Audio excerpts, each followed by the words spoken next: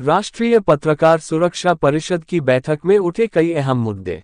रायबरेली में राष्ट्रीय पत्रकार सुरक्षा परिषद की एक महत्वपूर्ण बैठक जिला कार्यालय में आयोजित की गई, जिसमें पत्रकारों की सुरक्षा और संगठनात्मक मजबूती को लेकर कई अहम मुद्दों पर चर्चा हुई।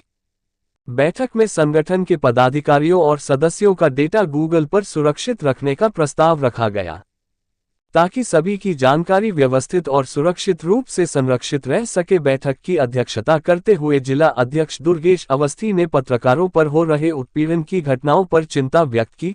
उन्होंने कहा कि पत्रकार समाज का आईना होते हैं, इसलिए निष्पक्ष लेखन ही उनकी असली पहचान है। उन्होंने भरोसा दिलाया कि संगठन हर परिस्थिति में पत्रकारों के साथ कंधे से कंधा मिलाकर खड़ा रहेगा। बैठक में जिला अध्यक्ष ने की नए सदस्यों को नियुक्ति पत्र देकर सम्मानित किया और उनका स्वागत किया।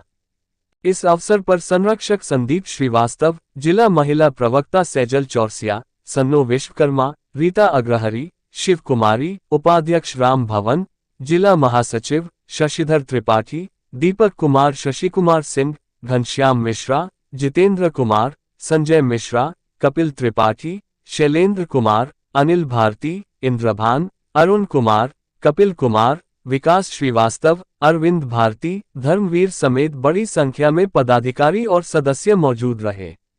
रायबरेली से ब्यूरो चीफ शशिधर त्रिपाठी की रिपोर्ट। आज मैं जिला कार्यालय रायबरेली पर उपस्थित हूँ। आज की जो मीटिंग हमने आयोजित करी है वो पत्रकारों की समस्याओं को लेकर के और पत्रकारों को नए नए तरीक़ों से कैसे काम करना है उसके बारे में कुछ सुझाव दिए गए। बैठक में किन मुद्दों पर ज़्यादा चर्चा की गई?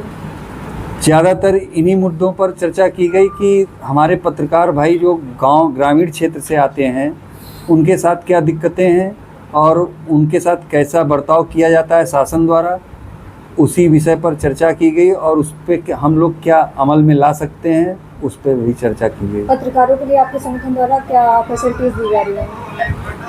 हमारे संगठन द्वारा पत्रकारों के हितों के लिए हम लोग जितना भी कर सकते हैं करने की कोशिश करते हैं और कर रहे हैं। हमारा संगठन आज की तारीख में 24 राज्यों में है और 27,000 पत्रकार हमारे संगठन से जुड़ा हुआ है। राष्ट्रीय स्तर का हमारा संगठन है जिसमें कि हमारे सभी पत्रकार एक दूसरे के सुख दुख में सब जगह हाजिर रहते हैं।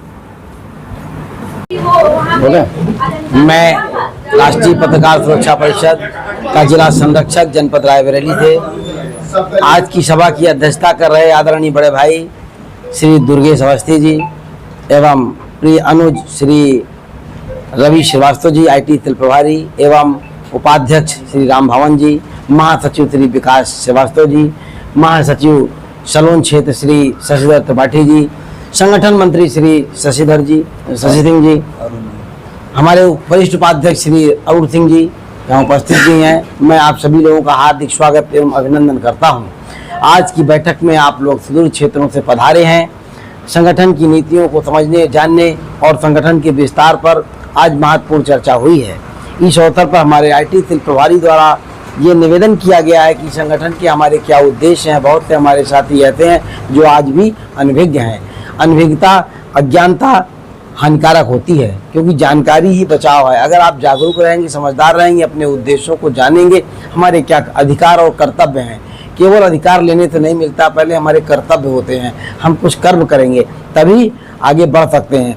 एक ही सिक्के के दो पहलू हैं। हमारे संगठन के पे जो कर्तव्य हैं और अधिकार तो बाद में प्राप्त होंगे। खैर, हमारे संगठन के महत्वपूर्ण जो उद्देश्य हैं मैं उन्हें पढ़ रहा हूँ। नंबर 1, संगठन पत्रकार सुरक्षा का कानून है, ये लंबित है बहुत दिनों से।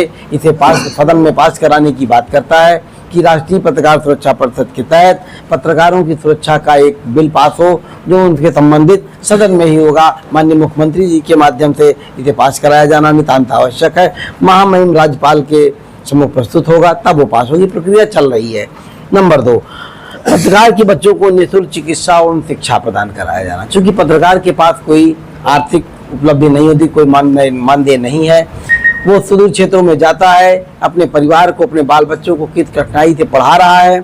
ऐसी स्थिति में हमारी ये मांग है कि पत्रकारों के बच्चों को चिकित्सा एवं शिक्षा उपलब्ध कराया जाना चाहिए। हमारी तीसरी मांग है जो पत्रकार जाते हैं, क्षेत्र में भ्रमण करते हैं, जनपद स्तरीय में हैं, उनको बसों में निःशुल्क यातायात की सुविधा प्रदान की जाए ताकि वो आसानी से निर्भीक, निडर, निष्पक्ष पत्रकारिता कर सके।